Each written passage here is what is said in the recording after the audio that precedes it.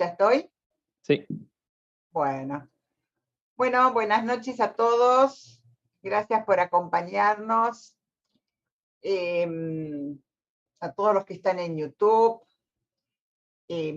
Ustedes saben que esta es una actividad que está culminando este año. Con esta actividad culminamos este año de un intenso trabajo de todo el equipo y de todos ustedes que estuvieron acompañándonos. Este año partimos de la angustia y sus movimientos, principalmente del movimiento que puede llegar a ser al cuerpo, instalarse en el cuerpo, o el movimiento al actin-in, en transferencia, o al pasaje al acto, al out, ¿no? Fuera de la escena transferencial, pero también fuera de la escena de la realidad del paciente. Y también hablamos del acto analítico como aquello que acota la angustia y que se tramita diferente en cada estructura clínica. Es decir, también nos dedicamos a las estructuras clínicas, a las llamadas estructuras del sujeto. Y hoy, como les decía, vamos a promediar el año con un tema que es las familias perturbadas.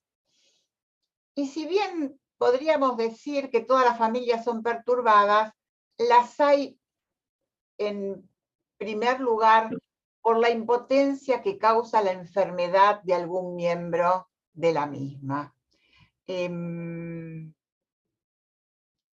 La impotencia ante el enfermo y la vulnerabilidad del enfermo son también un foco muy importante de angustia y de consulta cuando logran hacerlo. Bueno, Silvia Picors tiene consultas en multifamiliar y bueno, hoy está con nosotros Ezequiel Jaroslaski y nuestra moderadora va a ser Alicia García Pena. Alicia es miembro del equipo, es analista didacta, tiene seminarios, una larga trayectoria en la práctica del psicoanálisis y en la docencia y transmisión del psicoanálisis. Así que bueno, Alicia, te doy la palabra y vos haces las presentaciones pertinentes de Ezequiel. Bueno, gracias a los dos. Bueno, buenas noches. Hoy tenemos el gusto, un placer de compartir esta actividad con el doctor Ezequiel Jaroslaski, quien nos va a proponer un tema realmente de un interés y una importancia fundamental. Primero voy a presentarlo. El doctor Jaroslaski es médico, psiquiatra, psicoanalista, miembro titular en formación didáctica de la Asociación Psicoanalítica Argentina, profesor también del Instituto de Psicoanálisis, es director de la revista online Psicoanálisis e Intersubjetividad, bueno, entre otras tantas actividades que ha desarrollado y desarrolla, tal como Pareja y Familia, exdirector de la revista y demás. Es un vasto recorrido que a los efectos de, vamos a tratar de reducir para poder abreviar el tiempo y darnos más lugar para poder escucharlo. En principio quería hacer un breve comentario personal antes de entrar en la discusión de la propuesta del doctor, de Ezequiel. Y bueno, hacer un breve comentario del trabajo que él ha publicado y que nos permite, hoy vamos a estar trabajando y hablando acerca de esto. Esto es un trabajo totalmente que contiene una viñeta clínica, pero está publicado en la revista de psicoanálisis que después la vamos a nombrar. Ezequiel nos propone pensar este trabajo que contribuye con este material clínico del cual les hablé acerca de lo que él considera parejas perturbadas. Me dice, bueno, no es familia, es una pareja perturbada, que sería la temática que hoy nos invita a platicar acerca de esto. se me ocurrió buscar a manera aclaratoria la etimología de la palabra perturbar o perturbado. Y me encontré con que viene de pertrecho o de portraere, que es hacer salir, revelar, producir. Es interesante ver eso, ¿no? De cómo esta etimología de la palabra nos lleva a revelar, a hacer salir, ¿no? Mostrar aquello oculto. La propuesta, como dije anteriormente, se realiza durante el análisis de una pareja y la introducción lateral a través de una llamada telefónica de una hija y sus conflictos. Para ello se basa en la significación de la importancia de los sueños dentro del análisis de pareja. Sumamente interesante esto, ¿no? La importancia de los sueños en el análisis de parejas. Nos introducirá entonces Ezequiel en el pensamiento de Caes y cuál es su conceptualización en cuanto a los vínculos intra e intersubjetivos, donde, tal como veremos, se conforman las ideas del apuntalamiento psíquico entre los miembros de una familia, la transmisión psíquica transgeneracional, intergeneracional e intragrupal, así como también las alianzas psíquicas inconscientes, que creo que Ezequiel seguramente nos va a hablar de eso y nos va a aclarar un poco más, ¿no? A la cual Caes le dará suma importancia y de las cuales Ezequiel seguramente nos va a hablar. En el año 1908, y en su trabajo La moral sexual, cultural y la nerviosidad moderna, ya Freud nos introduce en algo de esto. Les voy a leer un fragmento que está textualmente extraído de Freud, es un fragmento muy corto, pero que ya en el año 1908 hay algo que Freud nos está diciendo de esto. Dice, a menudo observaciones hechas dentro de una misma generación permiten corroborar de manera inequívoca la intelección de que la perversión es a la neurosis como lo positivo a lo negativo. Hartas veces en una misma familia, el hermano es un perverso sexual, en tanto que la hermana, dotada de una pulsión sexual débil en su calidad de mujer, es neurótica, cuyos síntomas, empero, en la traducción de esos síntomas, nos dice Freud, expresan inclinaciones idénticas a las del hermano sexualmente más activo. En consonancia con ello, en muchas familias, los varones sanos, pero inmorales, en una medida indeseada por la sociedad, mientras que las mujeres son nobles e hiperrefinadas, pero sufren de una grave afección de los nervios. O sea, lo que en uno se manifiesta de manera positiva o en otro se manifestaría como la neurosis, el negativo de la perversión, ¿no? Que sabemos tanto que esto dice Freud. Podríamos estar pensando en esto que ya en el pensamiento freudiano, cuánto uno expresa aquello que podría estar reprimido en el otro. En el desciframiento del síntoma encontraríamos los deseos reprimidos, sofocados y demás. A partir de todo esto, me recordé, y nada más que a la manera poética, que siempre me gusta introducir algo, en un escrito que Borges titula Alguien sueña. Es mucho más largo, solo extraje un pequeñísimo fragmento. Dice, entre tantas cosas que ha soñado, dice, solo algo, nada más. Ha soñado las generaciones de hormigas y las generaciones de reyes. Ha soñado la vasta red que tejen las arañas del mundo. Ha soñado esos dos curiosos hermanos, el eco y el espejo. Ha soñado el espejo en el que su imagen y él se vieron por última vez. ha soñado que alguien lo sueña.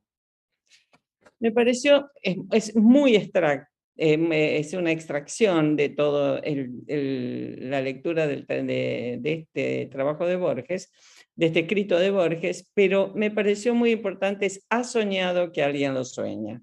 En cuanto a esto que Ezequiel nos va a enriquecer, cuánto el otro es capaz de introducirse en los sueños en una familia, de una pareja, como nos vamos como estamos convocados a pensar esta noche acá. Bueno, eso es brevemente nada más, en una brevísima introducción al tema, y vamos a pasar a relatar los párrafos que hemos seleccionado, en el cual hay una viñeta clínica, como les anticipé. Los párrafos son extraídos de trabajo publicado en la revista Psicoanálisis e Intersubjetividad número 9, de octubre del 2019. O sea que el material clínico que vamos a hacer alusión en esta noche es un material clínico publicado. Eso lo quería aclarar. Y vamos entonces a la lectura de los párrafos. Caes se pregunta, ¿aquello que Freud ha pensado del sueño describe todas las experiencias oníricas de las cuales puede dar cuenta el psicoanálisis? Esto lo dice en el 2002. Ante esta pregunta que se hace, responde que no. A partir de esta nueva clínica psicoanalítica de los vínculos, debemos pensar de otra manera el sueño, sus modalidades de formación y su interpretación. El espacio onírico en el cual el sueño se desarrolla no es un espacio cerrado. Está abierto a tres espacios: al espacio psíquico y corporal, al espacio intersubjetivo, familiar, grupal, y al espacio sociocultural. Ezequiel nos propone un material clínico publicado basándose en las concepciones de Bakhtin y Caes de la polifonía de discursos. La misma implica una concepción del sujeto tramado y trabajado por la interdiscursividad. El ser humano está atravesado por una malla de voces, de palabras y de palabras escritas que lo constituyen. Dentro del sueño mismo, su polifonía muestra que las figuraciones del mismo se condensan, se desplazan, se multiplican o se difractan. Pasamos entonces ahora a la lectura del material clínico. De una viñeta entre una pareja que le está tratando, que son Amanda y Alberto. Durante la sesión, Amanda dice: tuve un sueño. Tenía una bolsa rectangular de un azul fuerte que contenía comida. Una bolsa de supermercado de tela. Y súbitamente descubro que está vacía, que ha desaparecido la comida y me angustio. Uy, dice Roberto, sorprendiéndose. Yo también tuve un sueño. Soñé con mi mochila. De repente la miro y la noto que desapareció la notebook. Habitualmente, aclara el analista, concurre con una cargada mochila donde lleva sus libros de matemáticas y su notebook. El terapeuta, sorprendido en principio por la coincidencia de estas situaciones, señala la similitud entre la mochila y la bolsa de ambos relatos del sueño y la desaparición o pérdida de ambos. Esto todo transcurre en una misma sesión y uno, ¿no?, consecutivamente del otro. Seguidamente de todo esto se habla de la hija de Amanda, que es una hija de Amanda, pero del primer matrimonio. Dice Amanda, mi hija, tuvo una relación con otra cantante, que fue pareja de ella del año pasado. Era una relación tormentosa. Terminó, pues ella se decidió separarse y a partir de ahí mi hija entró en crisis, angustiada y muy depresiva. Se enteraron de la ruptura en una sesión conmigo, dice el terapeuta, ¿no? Pues la hija la llamó al celular de Amanda muy angustiada. No le dieron importancia al llamado, pese a haberme contado anteriormente temores al suicidio de su hija, piensa el terapeuta. Mostré esta negación de la importancia del llamado, sugiriéndole el acompañamiento de la hija. Cuentan luego que la esposa de un amigo tiene un cáncer terminal a quien le dieron 1 mes de vida. Han pasado 6 meses con gastos de enfermeras y cuidadoras que no pueden solventar. Sus amigos le han organizado un festival musical para ayudarlos. La hija de Amanda participa como cantante y ellos pensaban ir también, la pareja, ¿no? Su hija, al enterarse que su expareja no va a ir al festival, se angustió. Al mismo tiempo, al enterarse por Amanda que ellos tampoco irían, le reprocha diciendo, no me apoyás, generando escándalo e insultándola.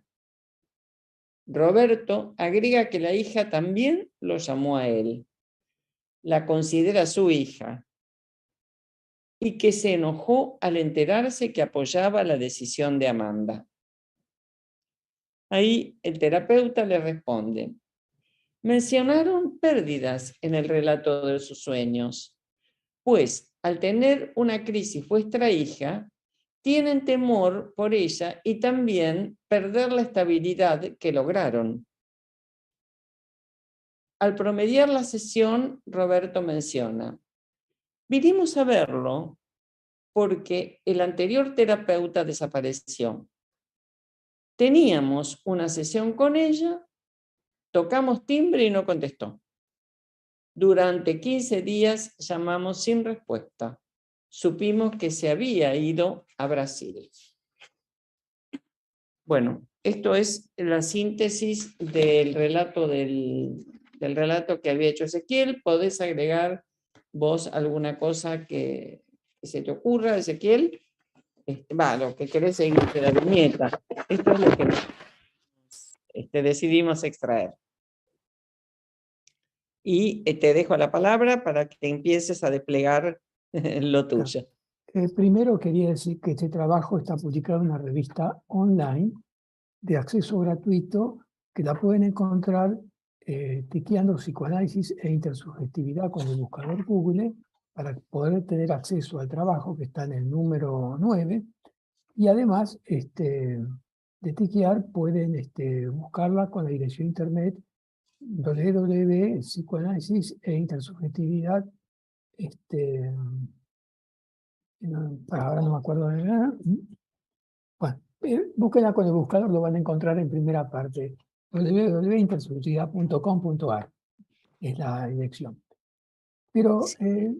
es del número 9, octubre de 2019, ¿no? Claro, claro. Pero ISSN 1850, bueno, ahí está Sí, todo. sí, eso no. Yo lo que quería decir que este trabajo tiene varias intenciones. Primero, algo que yo trabajé hace muchos años, empecé a trabajar con sueños en pareja, porque en el medio ambiente local, en la gente que sigue las líneas vinculares en nuestro medio, no trabajan con sueños. En Europa es absolutamente común trabajar con sueños. Esto lo planteó Didier Ancy hace mucho tiempo, porque inclusive decía que la gente va al grupo, a los grupos terapéuticos, los grupos que investigaron con KS, el CEFRAP, como quien va al sueño, sufre de una regresión. En general los vínculos son todos regresivos, se fundan justamente en la regresión. Eso por un lado. Por el otro lado, retomando la concepción de KS y de toda la línea francesa, europea, podría decir, de vincular, está muy arraigada en las bases freudianas del psicoanálisis.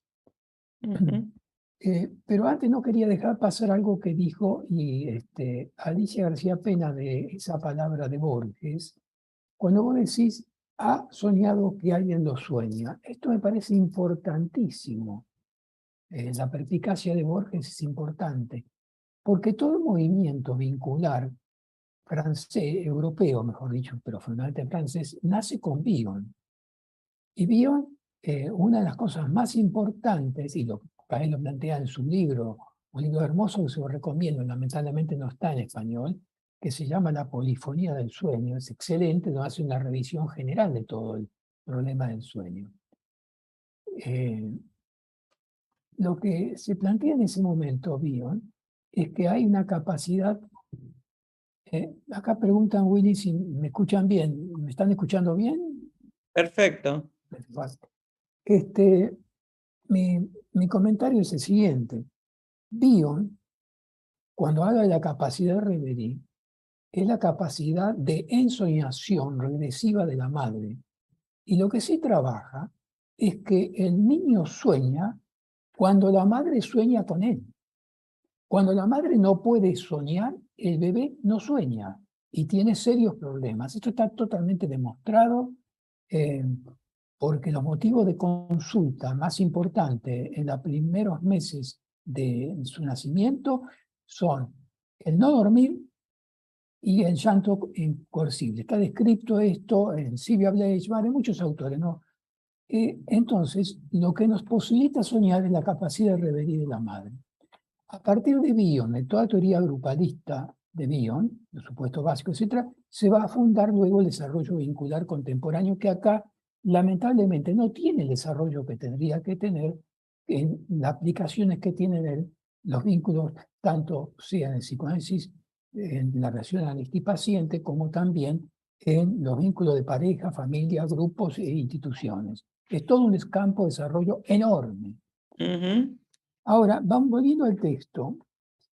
Antes de pasar al material clínico, lo que quería comentar que Freud plantea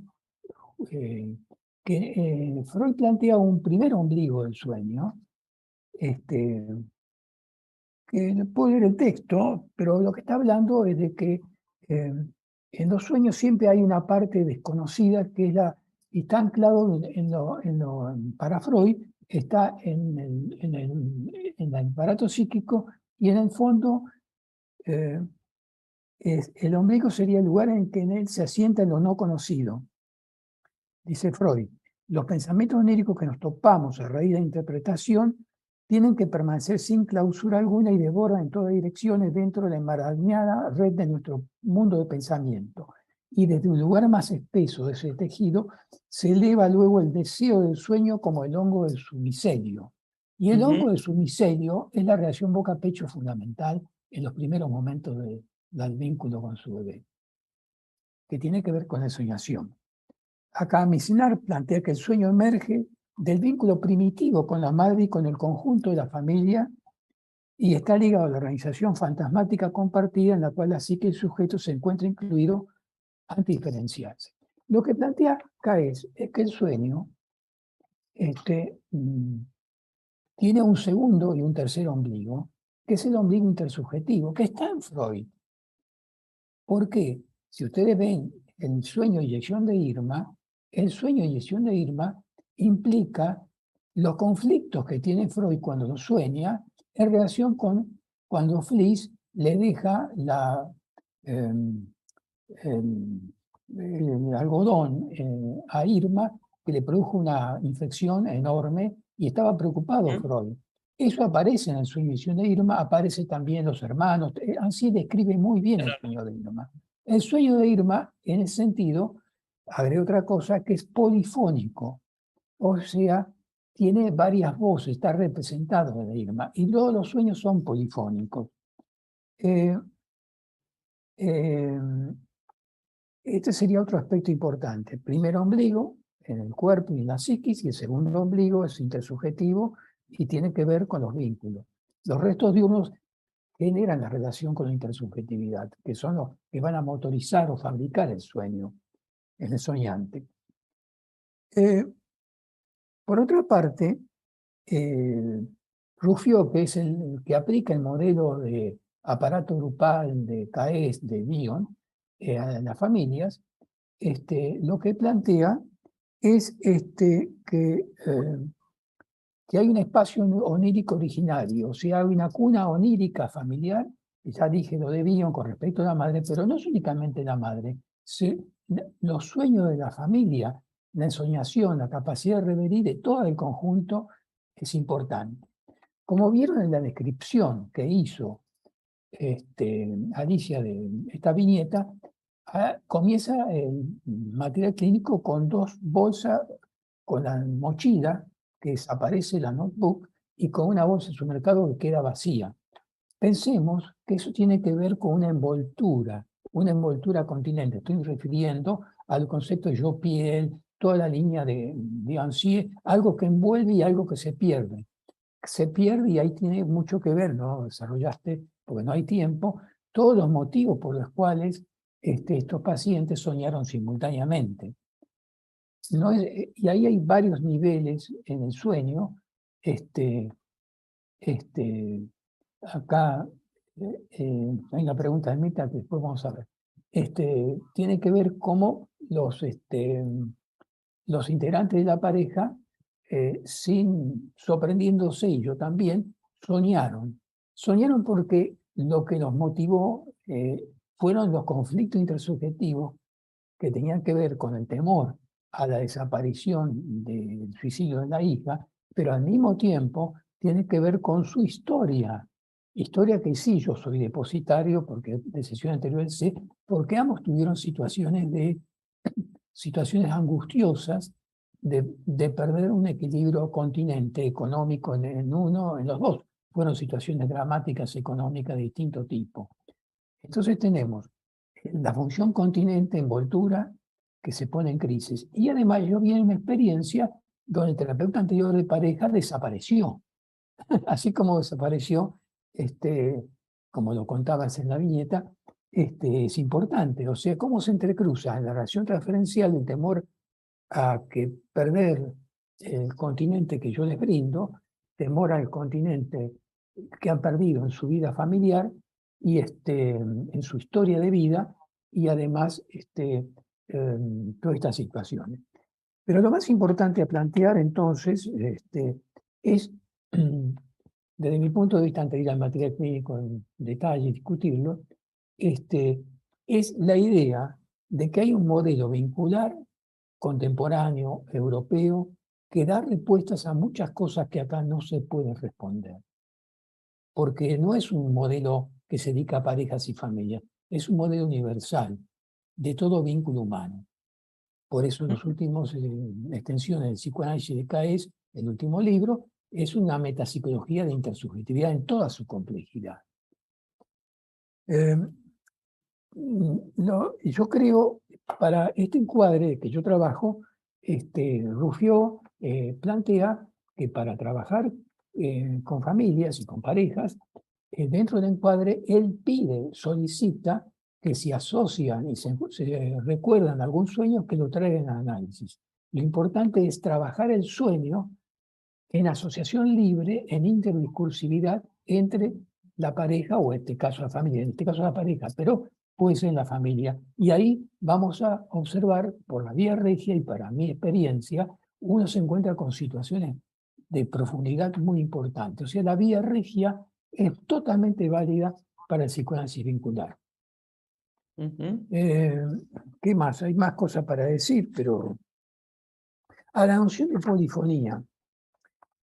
Polifonía viene del griego, que significa muchas voces, En música es un conjunto de sonidos simultáneos en que cada uno expresa su idea musical, pero formando con el todo un todo armónico, con lo demás un todo armónico. La noción de polifonía, por lo tanto, pertenece a la teoría musical. El adjetivo polifónico en acústica es un eco que repite el sonido varias veces. Esta cualidad se puede extender a otros fenómenos. En la música van a ver cómo el tema se va repitiendo por los distintos instrumentos que formarían parte de la polifonía de una orquesta sinfónica.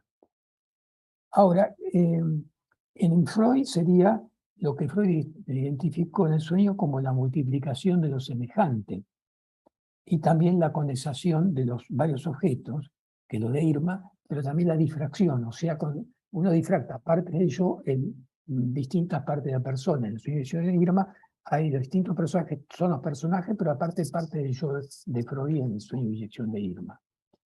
Ahora, Caes introduce en su libro, porque se llama La polifonía, a partir de un autor muy importante, lingüista, que es Bakhtin. No sé si lo conocen, algunos lo conocerán.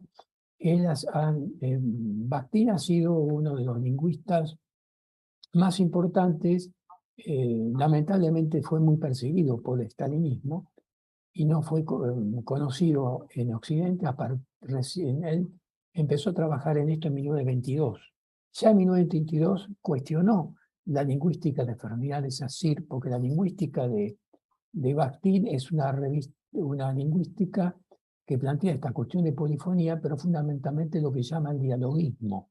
El dialogismo significa que lo que uno dice influye sobre el otro y lo que el otro responde está determinado en parte por su propio sujeto, pero además por lo que le dijo el otro en forma anterior. Es la interdiscursividad. Ahora, él aplicó todo esto al análisis de las novelas de Dostoyevsky, porque dice que Dostoyevsky es un verdadero escritor polifónico, muchas voces, etc. Y también Bakhtin plantea que cuando un escritor escribe, cuando escribe, no es únicamente él escribe desde su punto de vista, sino que todas las lecturas que él ha tenido y de sus experiencias de vida se reflejan en la novela. Por lo tanto, es polifónica. Por lo tanto, Bakhtin es muy estudiado en la Facultad de Letras, acá en Argentina, en todas partes del mundo, y fue descubierto en 1980 por Kristeva, que era de origen, junto con Todorov, que son de origen, digamos, Kristeva era de Bulgaria, que conocían la obra de Bakhtin, la introdujeron en Francia, y eso produjo un cambio muy importante. Actualmente es superador de la lingüística estructural y la lingüística generativa no me sale el nombre, la gramática generativa. Bueno, digo esto como, lo pueden leer porque felizmente de Bakhtin hay muchos libros publicados en castellano. Ahora, esto tiene que ver porque la cuestión significa que el sueño es polifónico, hay muchas voces, y de alguna manera esto también es cultural. Por ejemplo, hay interpretadores de sueños en las tribus indígenas que hacen interpretación a partir de los sueños. Hay toda una historia de los sueños en la historia de la humanidad. Bueno, dejo acá, hay muchas otras cosas que agregar sobre esto, pero quería intercambiar con ustedes. Lo que sí quiero enfatizar, la importancia de los sueños en el trabajo vincular, de pareja, de familia y los grupos. Eso me parece fundamental, y tener las concepciones vinculares del aparato psíquico grupal y de las alianzas inconscientes, que lo mencionó Alicia. En mi trabajo no lo menciono tanto, pero es los dos grandes ejes del aparato conceptual de CAES. El aparato psiquigrupal, que viene a tener que ver con Bion, y la noción de alianzas inconscientes, que amplía totalmente la idea de contrato narcisista de Piero Lanier y plantea cosas muy originales CAES en su libro Las alianzas inconscientes, que es otro libro que no está traducido al español. Hay muchos libros que no están traducidos, no únicamente de CAES, sino de Roussillon y otros autores. Es interesante. Ahora Mirta pidió la palabra. Me parece interesantísimo el concepto de alianzas inconscientes, que se da tanto en parejas como en grupos. Mirta, pediste la palabra. A mí me parece que que las preguntas lo van a hacer hablar más a Ezequiel, que tiene mucho para decir. Una de las preguntas que me surge, bueno, primero la que escribí, que tenía que ver con, no sé si, cómo fue, como que quedó homologado sueño y ensoñación, ¿no? Cuando hablabas de la reverie materna, ¿no? Y quizá la perturbación, hoy el tema era las familias perturbadas, la perturbación en el infans, ¿no? Por la carencia o la insuficiencia de la ensoñación materna, ¿no? Es decir, ya ahí hay una idea de perturbación, algo que turba, digamos, ¿no? Y la otra pregunta, que es la pregunta del millón, que todos siempre nos volvemos a hacer, es este campo intersubjetivo, ¿qué noción de inconsciente tiene? Porque algunos, ya hoy no se escucha tanto, pero solían hablar del inconsciente grupal o colectivo, o podríamos decir el inconsciente de la pareja, o el inconsciente de la familia. Y eso, bueno, mi pregunta es, ¿cómo ves esto? Digamos, ¿con qué noción de inconsciente trabajamos, nos acercamos o nos alejamos del inconsciente freudiano? Mira, el movimiento vincular para mí en el mundo comenzó con Bion. Bion plantea en su libro Experiencias en Grupo la idea de que hay, digamos, supuestos básicos. Supuesto básico de ataque y fuga, supuesto básico de castración, supuesto básico, es decir, los distintos supuestos básicos de Bion. Y eso salta en escena en fantasías primitivas.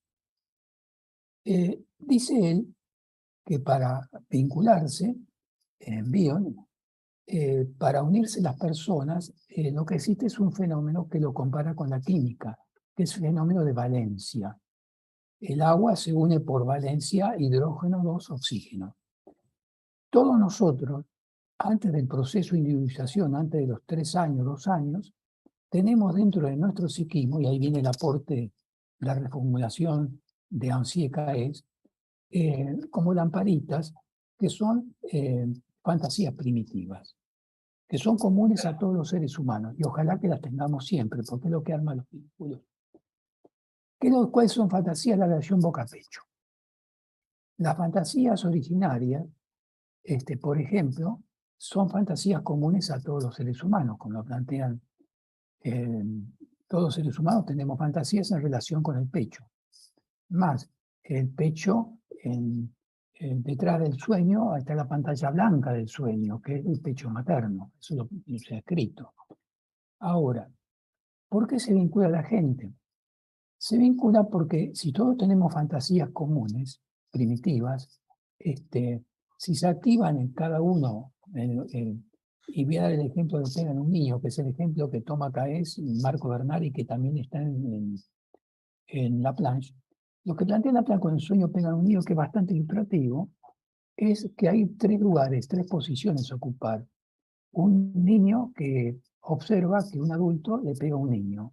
Pero lo que dice Laplanche, y lo que toma mucho en toda la línea francesa, toma esa fantasía como una de las muchas fantasías primitivas que todos tenemos, que las fantasías de los lugares son intercambiables, porque están antes del proceso de subjetivación de la formación del yo. Entonces puede ocupar el lugar del pegado, puede ocupar el pegador o puede ocupar el observador. Todos nosotros tenemos esa fantasía. Ahora, esto, porque Bion plantea que hay una mentalidad grupal.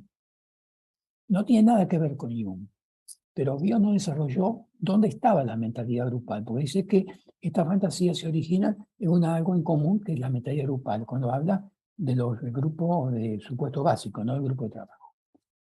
Cae lo que planteó y le soluciona el problema, que la mentalidad grupal es la activación en un grupo terapéutico en un grupo humano, cualquier grupo, de fantasías similares. No en todos, pero en los que predominan. Si se activa en 3 personas, si tenemos un grupo de 5 personas, y se activa en 3 de ellos la fantasía de pegan a un niño, lo que va a ocurrir es que inmediatamente alguien va a ocupar el rol de uno de pegado, otro de pegador y otro de observador. Los demás pueden participar, todos pueden ser observadores de esa fantasía. Cuando es común, tenemos un inconsciente grupal común. O sea, la activación de fantasías comunes en un vínculo. En una pareja, lo dice muy bien Freud, para mí el mejor ejemplo en psicología es la más esencial de yo, donde todos los fenómenos que describe Freud son procesos regresivos vinculares. Enamoramiento, hipnosis, sugestión, el contagio histérico, etc. Y fenómenos de masas. Son todos fenómenos regresivos porque los vínculos se arman, para bien o para mal, pero se arman así en una regresión. Cualquier vínculo humano se arma en una regresión. Esa es la teoría general del vínculo. Entonces, el inconsciente es la activación de las fantasías comunes que se arman, por eso, en un intercambio de fantasías en los grupos en sus inicios, o el enamoramiento, o el hipnosis, son fantasías comunes. A eso llamamos el inconsciente en los vínculos. O sea, se activa el inconsciente individual como lamparita de un viejo juego del cerebro mágico, que se activan la lamparita de una fantasía originaria de intrauterina, el grupo se sienten como que están unidos, que hay calorcito dentro de la habitación y que el afuera es malo, se proyecta el objeto malo adentro. Eso es una fantasía común. Entonces, ahí se arma una envoltura grupal en un grupo. Si hay una fantasía de ataque y fuga, vamos a tener los otros fenómenos que tienen que ver con fantasía de originaria de castración. Bueno, sería para profundizar esto, pero esta es la teoría vincular prácticamente que se maneja en Europa, en Francia fundamentalmente, Italia, etcétera, y en el sector de Latinoamérica. La llaman teoría grupalista porque nació con los grupos y luego se aplicó, de los grupos pasó a familias, parejas, con el aporte de los líderes, Rufio, Hegel, etcétera, y después tenemos todo esto. De esto se metió luego la transgeneracional y otros autores. En ese sentido, los sueños son regresivos y posibilitan crear uniones. Aparte, otra cosa que yo no enfaticé, que el sueño es un objeto transicional en un vínculo de pareja. Porque cuando tenemos una relación tipo sistémico, que vos sos el malo, etc., eso es típico de las proyecciones individuales de cada uno, cuando no puede armar vínculos, sean como dice Rufio, es una pareja en desamor, que añoran lo perdido, pero que se pelean. El sueño invitación a contar un sueño. El sueño no es una situación real, es una situación soñada. Entonces permite generar una situación transicional dentro de una terapia de pareja o en terapia familiar o en terapia grupal. No sé si respondo a esto, pero ahí te explico cómo se funda, cómo aparece el inconsciente. No aparece como lo plantea Jung, nada que ver. Es algo que se genera como una mentalidad grupal producto de esto, que es la activación de fantasías primitivas que tenemos todos nosotros, antes del periodo de la subjetivación, en los primeros 2 o 3 años de vida, y que todo nosotros está como un acervo que está entre nosotros. Si quieren generar los vínculos, ¿cómo se llaman? Por regresión. Cuando uno se encuentra, ¿cuál es la mejor forma de armar vínculo? Ir a comer, regresión oral, ir a tomar bebidas, bailar, todo es regresivo. Los vínculos son regresivos. No existe el vínculo intelectual, como plantean algunos autores, tipo filosófico. Eso es una burrada, no. El vínculo es totalmente regresivo para fundarse. Luego se va armando, se va desarrollando y vamos a tener los vínculos científicos. Pero en todo grupo hay una base sincrética, simbiótica y de este tipo. Perdón. No, solamente quería, porque esto me interesa profundamente. ¿Podríamos decir que en vez de regresión, los vínculos se forman por el sustrato pulsional? Bueno, dentro de la regresión. Vos decís oral o anal o Digo, hay un sustrato pulsional. ¿Toma en cuenta esta teoría intersubjetiva la pulsión? Obviamente.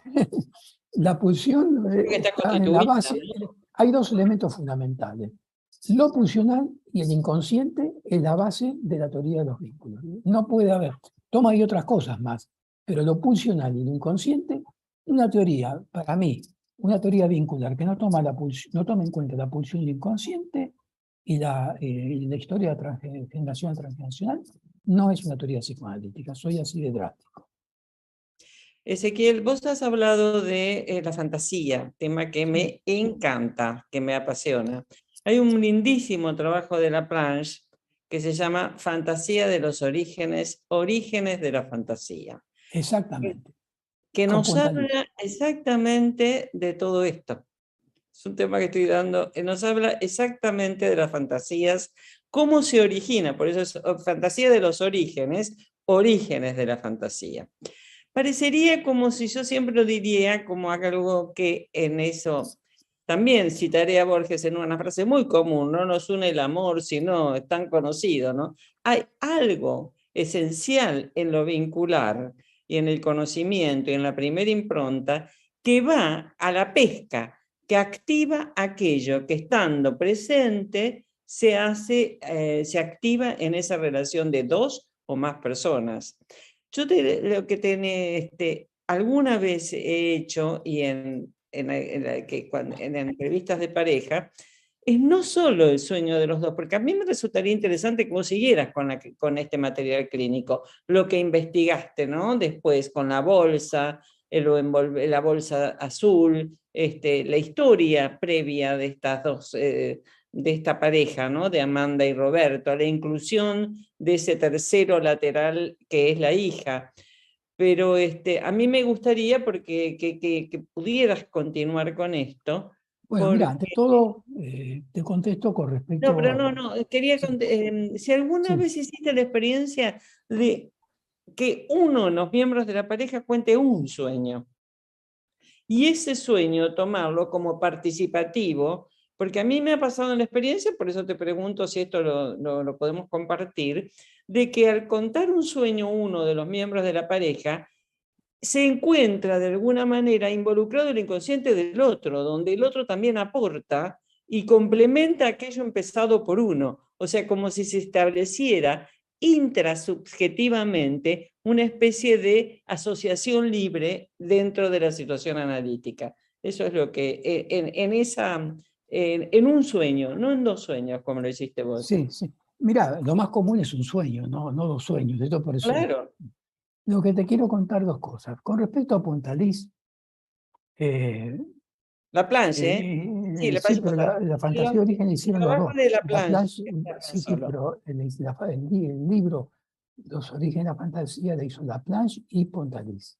Sí, yo tengo en cuenta el trabajo solo como de la plancha. Sí. Pontalís, cuando se comenzaron los trabajos con lo dirían, sí, Sí, rompe con la teoría de Kurt Lewin, que acá ajá. todavía algunos no rompieron. Sí. Los franceses van a Bion. Mm, Y ahí Pontalís, el primer escrito fundador de referencia del movimiento vincular francés fue Pontalís. ujú, Hablando del sueño como, no me acuerdo ahora el título, un trabajo que fue elemento fundador. Él junto con, como sabías, Pontalís era muy amigo de Mazzucán, introdujo a Winnicott en Francia, y Didier también, etc. Ahí comienza el movimiento vincular francés. Luego se funda, Didier funda junto con Caes y otros autores el CEFRAB, el Centro de Investigación, y ahí desarrollaron toda la teoría. Caes desarrolla esta explicación del inconsciente grupal, y luego viene la segunda parte, que son las alianzas inconscientes. En ese sentido, lo que vos citaste, es el texto Fantasía de sus orígenes, es uno de los basamentos teóricos del movimiento vincular francés. ujú. Es fundamental toda esta cuestión. Fundamental ese Justamente el trabajo. aporte que hizo Laplanche y Pontalí sobre las fantasías, digamos, primitivas, son la base para entender la resolución que hacen al problema de Bion, que nos explicaba qué era lo que se unía. Lógicamente, la valencia tiene que ver con fantasías comunes que se pegan unas a otras, en la medida que se vinculan. Es el fenómeno de valencia que describía Bion. Y ahí está todo el movimiento vincular que es la culminación de todo un desarrollo de Ancier y otros autores. Claro, a mí me pareció encontrarlo en ese trabajo, ¿no? En el trabajo. Es un trabajo Lo fundacional. encontré como, de lo que vos estás hablando, lo encontré como el trabajo básico, el de ese trabajo.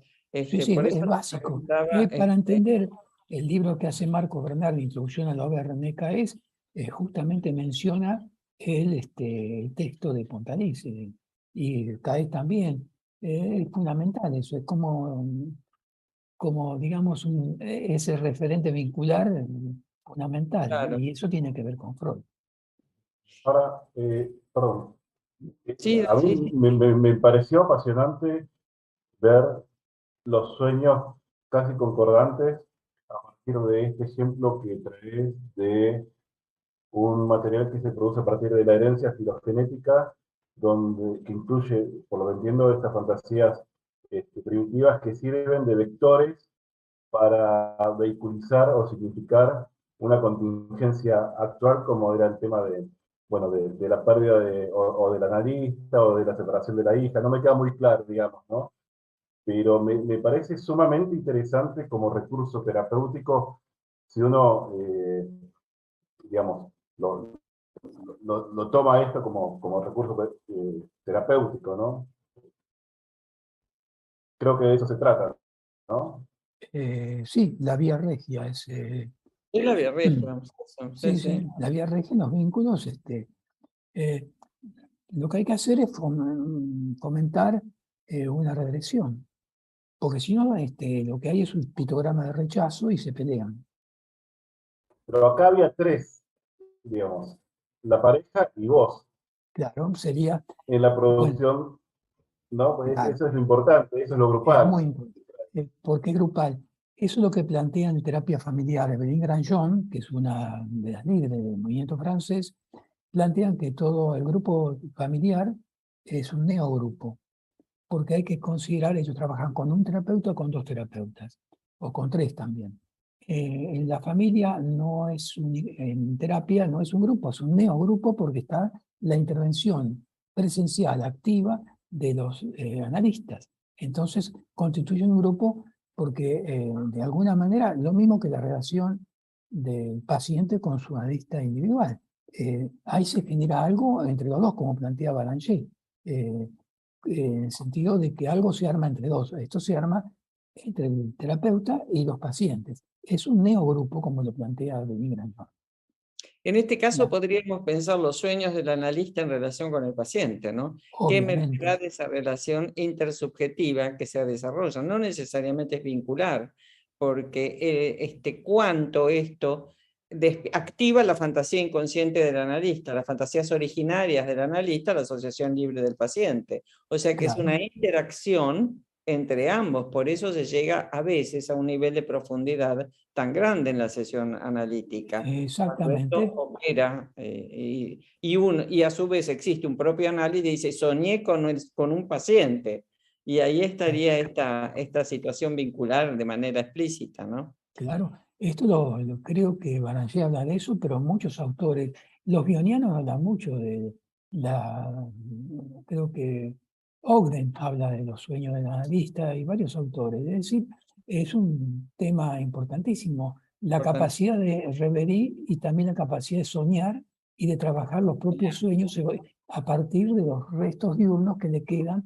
del vínculo con el paciente. De la sesión, claro, que hace claro. la paciente. Ahora, Mirta estaba proponiendo, según leí, que sería interesante que continuaras con el trabajo con este material clínico, porque vos tenés una historización con respecto al material y a la historia de ambos en la pareja, ¿no? Porque ahí se introduce lateralmente la hermana, la hija de Amanda, como también se introduce la otra terapeuta que los abandona y se encuentran con el vacío, ¿no?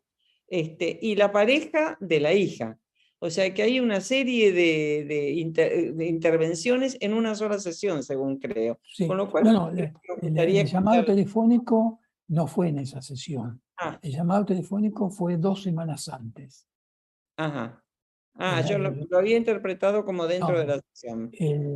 fueron en 2 sesiones antes, o la sesión anterior, a esta sesión, que la hija llama angustiada al Sí. celular de Amanda en el momento que estábamos en sesión. Ella dice, mi hija, ¿la puedo atender? Y yo digo, sí, cómo no. Y ahí ella le avisa que está desesperada y angustiada porque se separó de su pareja. Ellos te dicen que no, y le está pidiendo que la ayude. Entonces, yo en ese momento, pensando que es una persona con déficit en su construcción de su narcisismo, la hija, necesitaba apoyo y les digo que no, les sugiero que hablen con ella y que le está pidiendo que vaya a vivir con ellos por un tiempo hasta que se recupere. Y yo apoyo eso porque le estoy induciendo que hagan un apuntalamiento sobre la hija a la pareja, lo cual a ellos les ofrecía algunos problemas, pero lo hicieron y anduvo bastante bien. O sea, ahí cumplí una función también preventiva, porque si la hija podía ser contenida por esta pareja y recibida y acogida, esto daba un apuntalamiento y de esa manera trabajamos no únicamente con la pareja, sino con la función continente de la pareja sobre su propia hija. Claro, claro. ¿Y qué lugar le darías en este caso, ¿no? Que aparece en la situación la analista desaparecida, porque ella aparece una analista Sí, la analista, importante. sí, ellos hacían terapia de pareja y un día cuentan ahí que tocaron el timbre y nadie respondía. Durante 15 días estuvieron llamando, no respondía el llamado y se preocuparon, no tuvieron ninguna respuesta, lo cual habla de la importancia que tiene nosotros de informar cuando estamos enfermos, cuando viajamos, lo que sea, poder informar a los pacientes, porque si no, como en mi experiencia personal, cuando mi analista tuvo un infarto cardíaco, un colega de él, mi analista didáctico, me llamaron por teléfono y pasó esto. Claro. Entonces eso es importante. Pero lo que pasa es que eso reactualiza la ausencia, porque después me cuenta él que unos varios meses después la encontró por la calle, no se atrevió a hablarle, iba caminando, o sea, que no era que era un desaparecido por el gobierno militar, se fue de viaje a Brasil por alguna circunstancia, no avisó a los pacientes y después apareció de vuelta y no, bueno, lo dejó en banda esta pareja. Entonces, para mí era importante mantener un encuadre estable. Él me ¿Quién dice, está hablando? A ver. No, que termine Ezequiel, después quería volver sobre una pregunta. Sí, bueno, sí. termino. Genera un encuadre estable porque sabía que estos pacientes necesitan un encuadre estable. La analista le da la envoltura, la sesión, la estabilidad de horario, la previsión de lo que va a hacer. Él me lo dice al final, señor, con usted no pasa esto. Por ahí lo dice al final, al despedirse, me dice, con usted no nos pasa esto. Bueno, sí, yo traté siempre de mantener siempre el encuadre estable y avisar a los pacientes cuando uno tiene un problema, un inconveniente, como ahora que tuve que suspender una sesión con una paciente para estar con ustedes. Uno tiene que, un tiempo antes, es decir, la teoría del encuadre es fundamental. ¿Qué ibas a decir, Claro. Mirta? Sí, porque por un lado, escuchándote, podría corregir el título o la convocatoria de esta reunión. Pasaría de familias perturbadas a familias con miembros perturbados. Por un lado eso, haría esa corrección escuchándote. Pero por el otro lado, yo todavía tengo un intríngulis, que es mi primera pregunta. ¿Sueño o ensoñación? Porque me parece que no es lo mismo el trabajo del sueño que la ensoñación. Estos pacientes, esta pareja y su entorno familiar tienen pérdidas reales. Entonces, la pregunta que hago, ¿esto es un sueño? ¿Es una ensoñación de restos diurnos que todavía no son sueño? A ver, para explicarme mejor. Mi pregunta es, ¿esto que ocurre en esta sesión con estos sueños, son verdaderos trabajos del sueño en el más intenso y profundo sentido freudiano, o son ensoñaciones que a lo mejor devendrán en sueños, en trabajo del sueño en cada uno de los miembros de esta familia. Porque están muy pegados a la realidad. Mira, lo que te puedo decir es que primero lo que ellos hacen es el relato de un sueño. El sueño se forma a partir de los restos diurnos y deseo inconsciente. Hay todo un trabajo del sueño que se produce en cada uno y en la medida que tiene elementos comunes puede haber similitudes, pero no igualdad, por supuesto.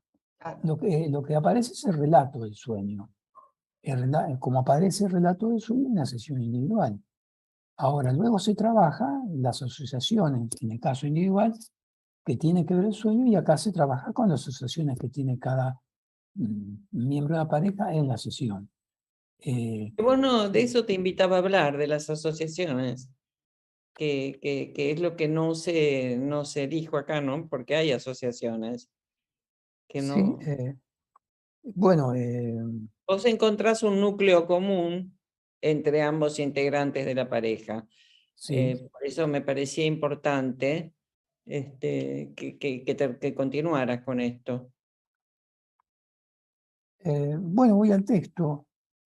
Vos leíste la primera parte.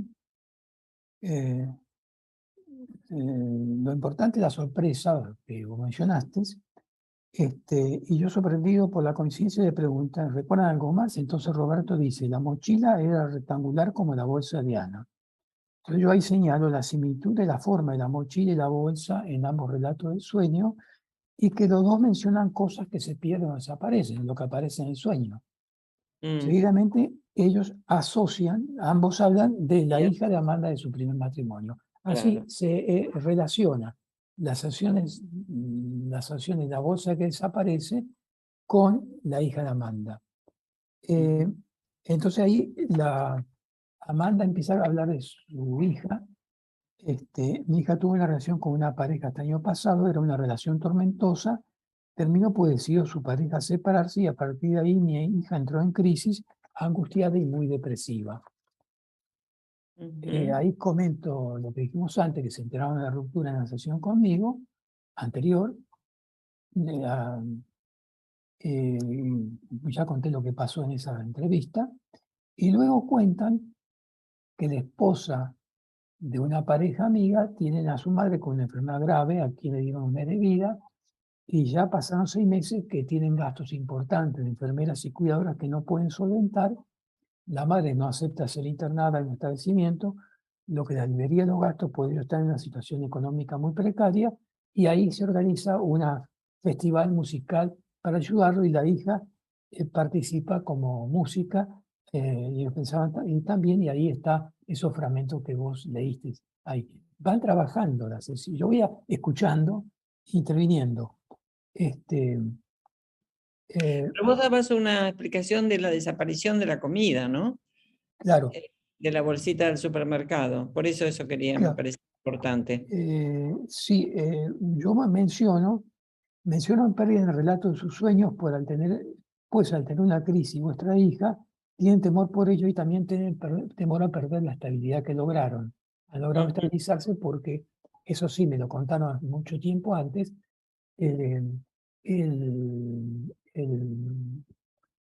Roberto había llegado de una situación de calle, estuvo unos meses de calle para venir a estudiar acá. Y luego se fue a recuperar, y luego es un profesor universitario.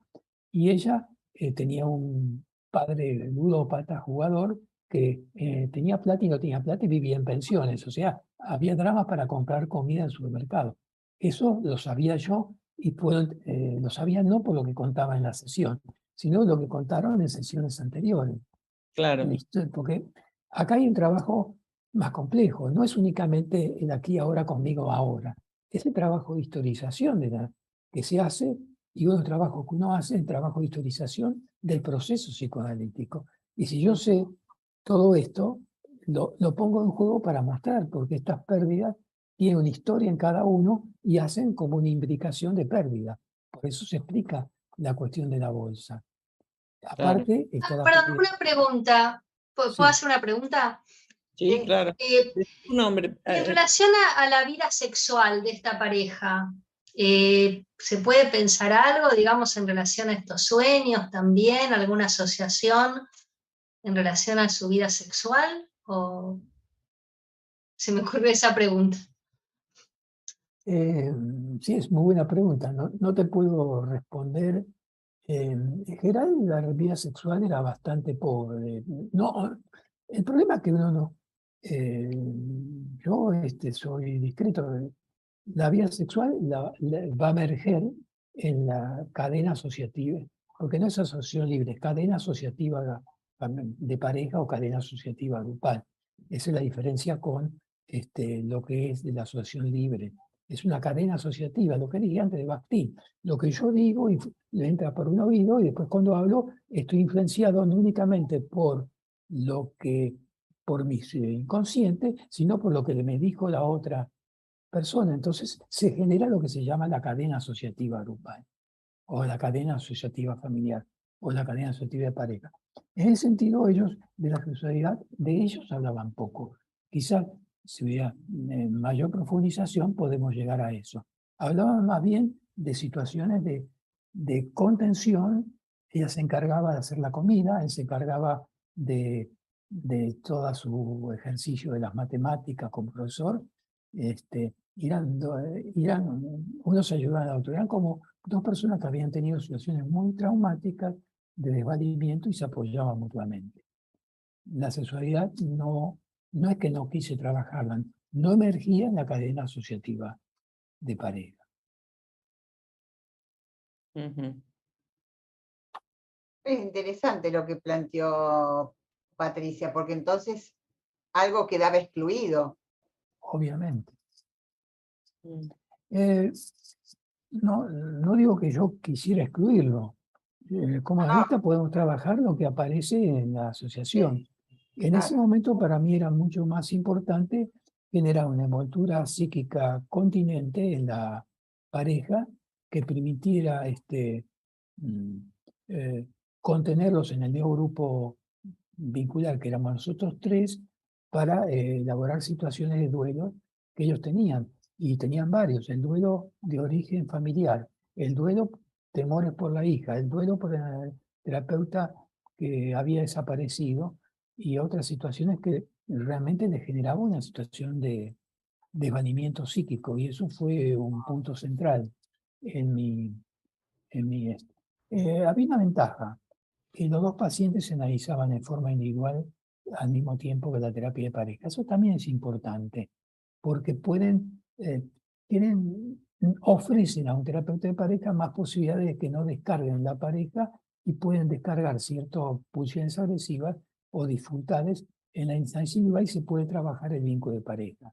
No necesariamente tiene que ser que la terapia individual de cada uno no es obligatorio, porque tiene su pertinencia en encuadre, pero eso colabora a medida que hay trabajo individual y son gente que tenía una actitud de transferencia positiva con el psicoanálisis. Me parecía que fue un logro y en general anduvieron bien. Después resolvieron discontinuar el tratamiento, pero habían llegado a un nivel de contención y la hija tuvo una buena evolución hasta lo que yo sé. Después lo perdí de vista.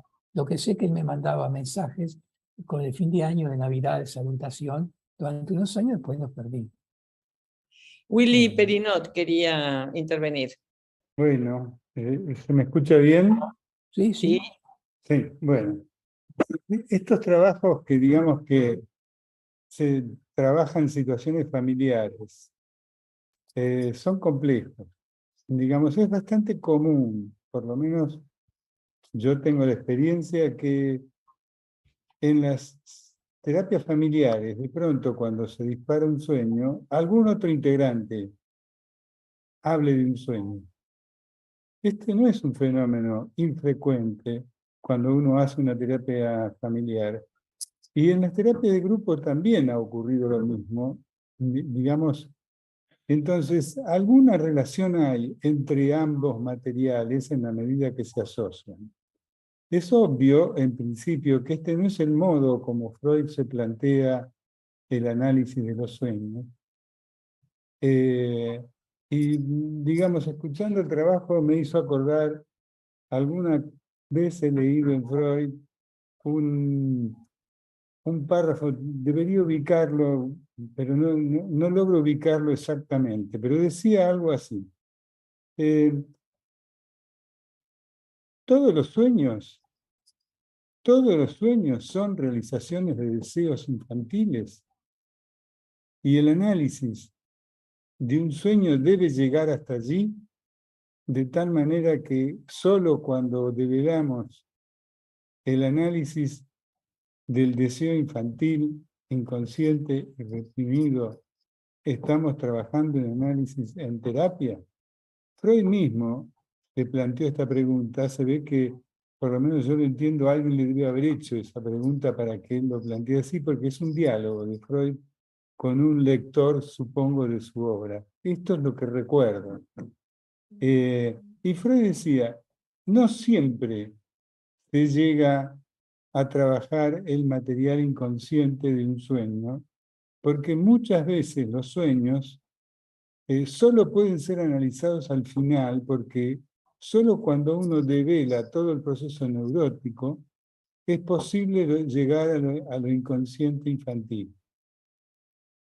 Pero sí surgen un montón de preocupaciones en el sueño que permanecen en lo inconsciente, que forman parte de las inquietudes que una persona tiene, y el análisis de ese material inconsciente es parte del tratamiento y el camino del trabajo que tiene que hacer un análisis en su tratamiento. Esto es lo que planteaba Freud. Incluso Freud decía, lamentablemente los sueños no tienen el mismo valor para un tratamiento que el análisis de los síntomas de la neurosis.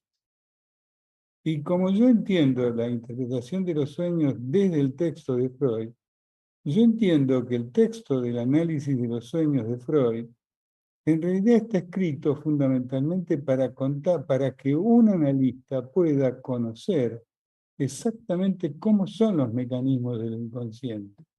Porque el análisis de los sueños que allí describe es imposible de ser realizado en un tratamiento porque pierde, digamos, la dinámica del análisis. Pero estos fenómenos que aparecen en el ámbito de lo grupal son un desarrollo a posteriori, que me parece que vale la pena por lo menos escuchar otras maneras de comprender o analizar estas situaciones, porque, por ejemplo, en el material que trae Ezequiel, hay toda una operatoria que Ezequiel hace a partir de una disociación que hay en esa familia en captar, digamos, el valor afectivo que tiene ese llamado que la hija hace en un momento que está muy mal, y esta familia es como si no pudiera captar el dolor que está en juego y la angustia, y Ezequiel de alguna manera intenta romper esa disociación afectiva conectando, digamos, las investiduras que están en juego allí. Porque esta familia, de alguna manera, con esa hija, había una situación conflictiva que habían desinvestido esa relación, y en ese señalamiento de Ezequiel me parece que es importante que él toma a partir del sueño, que es ese vacío de que de alguna manera se expresa en el sueño, aun cuando uno no puede haber llegado al fondo de lo que eso significa, está trabajando un mecanismo de disociación, que es uno de los síntomas importantes que hay que trabajar en un tratamiento, que es unir la representación con el contenido afectivo que está en juego. Entonces a mí me parece que cuando alguien trabaja un material de esta manera y hay de alguna manera un material que lo respalda, aunque sea una forma diferente de trabajar los sueños a como está escrito en la obra de los sueños, me parece que hay que tomarlo en cuenta. Esto es lo que creo, porque sobre todo en la Argentina, a partir del golpe militar del 76, todas las terapias de grupo se salieron del campo de tratamiento. La gente no se animaba a hacer terapias de grupo y entonces se perdió una práctica que se había desarrollado bastante, y yo creo que, digamos, no solo digamos, deberíamos promover su desarrollo, aun cuando siga caminos que son muy diferentes al del tratamiento psicoanalítico individual. Eso es lo que me pareció, frente a lo que planteaba Ezequiel, importante rescatar, este trabajo que se hace y no inquietarnos por el camino que va, porque creo que es la clínica la que lo valida. Mira, me parece tu aporte muy interesante y te quiero responder desde Freud. Freud en Yo lo voy a localizar, eso, te voy a mandar la nota seguramente. Freud escribió la localice. interpretación de los sueños en 1900, en la página 519, dice, aún en los sueños mejor interpretados es preciso a menudo dejar un lugar en sombras, porque en la interpretación se observa que de ahí arranca una madeja de pensamientos oníricos que no se dejan desenredar, pero que tampoco han hecho otras contribuciones al contenido del sueño. Entonces, ese es el ombligo del sueño. Es el ombligo, claro. Exactamente, el lugar en el que se asienta lo no conocido. Exacto. Los pensamientos oníricos con que nos topamos a raíz de la interpretación tienen que permanecer sin clausura alguna y desborden en todas las direcciones dentro de la enmarañada red de nuestros pensamientos. Y desde el lugar más espeso de ese tejido se eleva luego el deseo del sueño como el hongo de su micelio, el deseo más primitivo. Eso es Entonces, perfecto. todos estos sueños tienen distintos niveles y no se puede, y es imposible interpretar todo en un sueño. Se interpreta a distintos niveles que se articulan. En el fondo del micelio está el vínculo con la mamá. Es la pantalla blanca del sueño que hablaba, creo que era Lewis, en 1950. O sea, en el fondo de todo sueño está el vínculo boca-pecho, como fondo y el deseo. Y esa es la respuesta que quería darte a vos y a Mirta, que nosotros ni en la trance individual ni en la de pareja, nosotros trabajaremos hasta lo que no podemos en la sesión, lo que pudieran asociar. En esa, siempre hay lugar en sombra. El análisis del sentido, como dijo Freud, es en parte interminable. No se puede analizar todo. Y uno se va dando en el contexto. Eso creo la respuesta a eso, ¿no? Y me parece que introducir, yo a propósito puse esto de los sueños, porque creo que es pensar en un psicoanálisis que tome en cuenta las grandes bases del psicoanálisis. En cambio, la teoría sistémica, como algunas teorías psicoanalíticas muy parecidas a la sistémica, no toman en cuenta esto. Y esto me parece algo que habría que discutirlo en nuestra sociedad psicoanalítica. ¿Qué pertinencia tienen si los fenómenos inconscientes, la noción de historia, la contratransferencia, la historia de la contratransferencia y el inconsciente no se ponen en primer lugar para entenderlo? Me queda una situación con respecto a lo que ha dicho Willy. Si conseguís eso donde vos decís, según mi entender y hasta donde lo comprendo a Freud, dicho por Freud, Green y varios autores, nunca abandonó la idea del sueño como deseos inconscientes, infantiles y prohibidos y censurados. Solamente en Más allá del principio del placer hacen una notita a pie de página que, bueno, en última instancia el sueño podría ser un intento de cumplimiento de deseo, pero en el mismo texto reafirma la idea de que en Freud, más allá de que cada uno pueda o no, porque por ejemplo Garma tenía otra teoría con respecto a los sueños. Decía que el sueño representaba situaciones traumáticas vividas, pero en Freud nunca abandonó la idea del sueño como deseo inconsciente, infantil, censurados y prohibidos. Y ahí incluye los sueños de castigo, los sueños de culpa inconsciente, los sueños de angustia, las pesadillas. Aún dice que la pesadilla, cuando surge la pesadilla, es porque el deseo dejó de cumplir el contenido elaborativo del sueño. Claro. O sea que si vos tenés eso, a mí me interesaría muchísimo, Willy, poder releerlo, porque yo siempre sostuve esta idea de que el sueño cumpliría un deseo infantil, y que esta idea la prosiguió toda su obra, ¿no? Sí, totalmente de acuerdo. Pero aparte del sueño, Sí. me parece importante los momentos que las personas dejan de soñar Claro, por una ahí situación traumática. Hay es un una caso que traumática. cita acá es en el libro La polifonía del sueño, de un tal Kreisler, Ajá. que se encuentra con un bebé que llora constantemente y que tiene desesperada a la madre, que no llora ni come bien, que es uno de los síntomas más frecuentes en pediatría en los primeros meses de nacimiento, ¿no?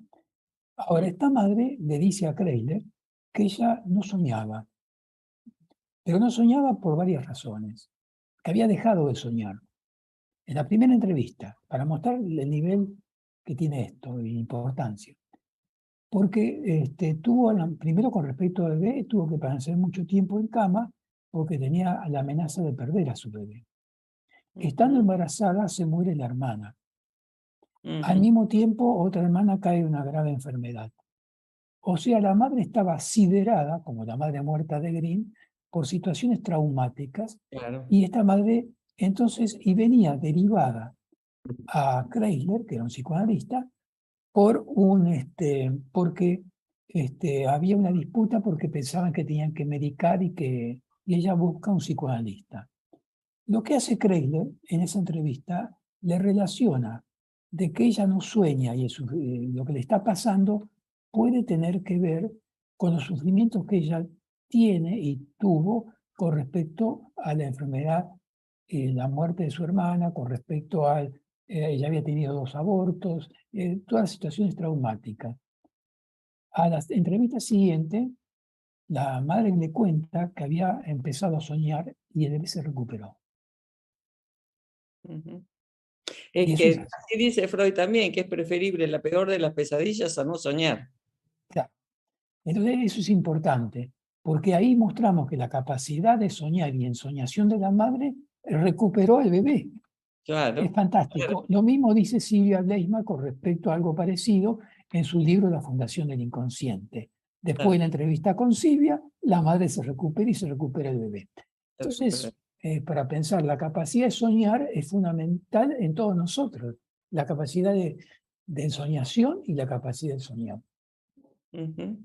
Bueno, sí. Ahí David está por hablar, me parece. Sí, pero por eso me parece que era importante el planteo, además de Mirta, cuando dice, bueno, una cosa es la capacidad de reverie, Claro. o sea, el ensueño, y otra cosa es el soñar, digamos. Vos estás planteando una hipótesis que podríamos haber trabajado, bueno, pero seguimos por otro camino, y es que la capacidad de ensoñación de la madre es la que permite que después el chico pueda soñar. Cuando en realidad habría que ver, eso habría que plantearlo, quizás genere una discusión, digamos, que nos desvíe un poco de toda esta situación, que vos te estás trayendo del material clínico, que es la coincidencia de 2 sueños en una sesión. Pero me parece importante diferenciar que una cosa es la capacidad de reverie, o sea, la capacidad que tiene la madre de fantasear, o sea, de imaginar qué le ocurre a ese niño frente a lo que tiene, en función de lo que siente, porque el niño no tiene otra manera de expresarlo que a través de su angustia, pataleo, llanto, malestar o queja. Después, digamos, Melanie Klein desarrolló el concepto de identificación proyectiva, que es un modo particular de comunicarse, digamos, que todos conocemos y que impactan en el analista a través de la contratransferencia. Me parece que Escuchamos a David. Perdón. ¿Mm? No, porque hay una otra intervención que me gustaría Sí, yo quería ir en el sentido de lo que Bueno, acaba de decir, lo que acaba de decir Willy y la pregunta de Mirta. Quisiera hacer una observación metapsicológica, es que la capacidad de ensoñación se sitúa a nivel del preconsciente, mientras que la capacidad de soñar se sitúa a nivel del inconsciente. Y es muy importante porque hay escuelas americanas, particularmente Ogden, donde el contenido latente no se trabaja más. Trabajan únicamente con el contenido manifiesto porque justamente hacen una confusión entre la capacidad de ensoñación y la capacidad de soñar. Es lo que quería depositar. Gracias, David. Esto que decís del contenido manifiesto y no trabajar con el contenido latente, hay muchas personas que lo están haciendo, inclusive como complemento cuando el sueño aparece como final de una sesión psicoanalítica, donde quedaría como el cierre a lo que se vino trabajando, la emergencia de un sueño. Sin el contenido latente, ¿cierto eso? ¿Puedo decir algo? Quería volver sobre el título de la convocatoria de hoy. Sí, terminamos. Familias perturbadas. Y entonces me queda una pregunta, quizá no sea para responderla hoy, pero ¿cómo incluimos el lesbianismo de la hija? Y la banda, sí. Porque si no, pareciera que hacemos un recorte de la pareja, ¿no? Y, obviamente que esto es un caso publicado y que Ezequiel hace un recorte para poder plantear su teoría, obviamente, ¿no? Pero yendo más allá del texto, ¿no? Sería interesante pensar qué lugar ocupa el lesbianismo de la hija como síntoma de un vínculo perturbado. No sé cuál es la perturbación, pero digo, hay un lesbianismo que algo viene a decir ahí. No, obviamente yo no trabajé esto, Sí, no, pero te podría decir algo que pienso, que en muchos casos de identificación por la cuna familiar a un bebé con un sexo distinto puede tener que ver con perturbaciones patológicas, traumatismos de la madre o del padre o de ambos. Cuando son de ambos es mucho peor. En ese sentido hay muchos trabajos en ese sentido. Creo que hay un trabajo de APA, una investigación que plantearon hace poco sobre chicos con trastorno de identidad.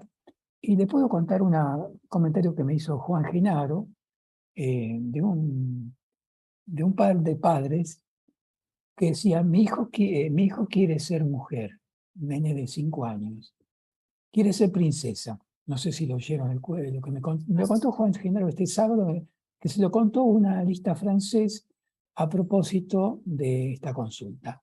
El bebé, el niño de 5 años, consulta porque los padres dicen, quiere ser mujer, porque él dice, quiero ser una princesita. A todo esto, lo que se sabía, que los padres habían perdido una hija un año antes de nacer este bebé.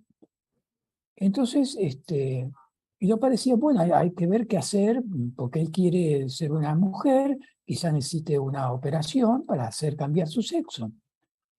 Entonces, el analista le pregunta al chico, en la hora de juego, le pregunta, ¿vos querés ser princesa? Claro, yo quiero ser princesa. Entonces le dice, ¿princesa? ¿Querés ser mujer? No, no, no, yo quiero ser princesa. Princesa. Porque quería ser la hija que reemplazara al duelo no elaborado. Entonces el analista le hizo la mejor interpretación, según me decía Juan Genaro.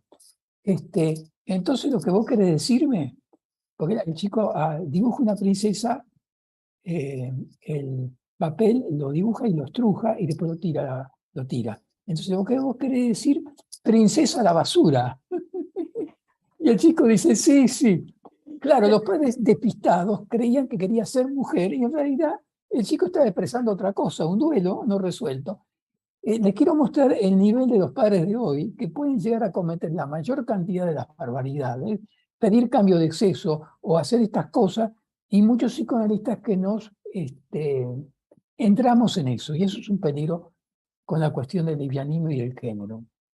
Esto me lo contó Juan y creo que es interesante para pensarlo. Si no tratamos de entender la profundidad de lo que le pasa Acá a en el- un niño, a cada situación, o qué le pasa a los padres en relación con ese niño. En Princesa. relación a esto del, claro, vos le das, porque de qué tipo de lesbianismo, de homosexualidad se trataría, si se trataría uno de origen narcisista como imagen del espejo, si se trataría de un Edipo invertido. Es todo un tema que es totalmente diferente una versión a la otra, ¿no? Un origen del otro. Pues Y puede como ser, la madre a un cuerpo claro, masculino lo vive como una nena, como perdió una hija. eso claro. A lo que es un Edipo invertido que entra más dentro del territorio de la neurosis, donde en realidad, más allá de los sexos anatómicos, existe la estructuración edípica. Es diferente una de otra y el diagnóstico clínico en ambos casos es también distinto, ¿no? Es todo un terreno para pensar. Es un terreno para pensarlo mucho y es Y para difícil a veces. discutirlo y no ser ni políticamente correcto, porque el problema es que estamos en una cultura que hay que ser políticamente. Yo prefiero ser políticamente Lo que incorrecto. estamos haciendo no es políticamente correcto. Me maravilla, tenemos que ser políticamente incorrectos, como Freud lo fue con la sexualidad infantil. Y fue Exactamente. absolutamente incorrecto. La Incorrecto. época actual es una época muy complicada, muy biológica, se bajan líneas de todo tipo y los psicoanalistas tenemos que estar fuera de eso. Seguramente. Bueno, yo creo que, no sé si alguien, realmente lo que más me impacta es como la emergencia, que justamente vamos a... ¿Cuánto se necesita en la emergencia, la presentación de material clínico? Nos permite una amplitud de pensamiento extraordinaria, porque se llame de lo que se llame teóricamente, eso nos viene por la clínica. Nosotros podemos hablar de las consecuencias de la pandemia, o podemos hablar de las consecuencias del cambio climático, o de las consecuencias de no sé qué, hacer un trabajo de eso. Pero ¿cómo nos llega eso con la carne del psicoanálisis? A través de la clínica. Y a través de eso, lo que hizo Freud, analizó, trabajó y luego teorizó. No metió la teoría en el paciente, sino ideó su teoría luego de un enorme trabajo clínico, que es lo que me parece importantísimo haber tenido esta posibilidad de trabajo hoy, ¿no? Bueno, no sé, Mirta, vos si querés agregar. Bueno, está muy interesante, Ezequiel. Muchas gracias. Y creo que nos despedimos hasta el año que viene, porque hoy cerramos el ciclo de este año y los invitamos a todos. Bueno, ya van a recibir las invitaciones y bueno, no sé si a fin de marzo, a principio de abril volvemos.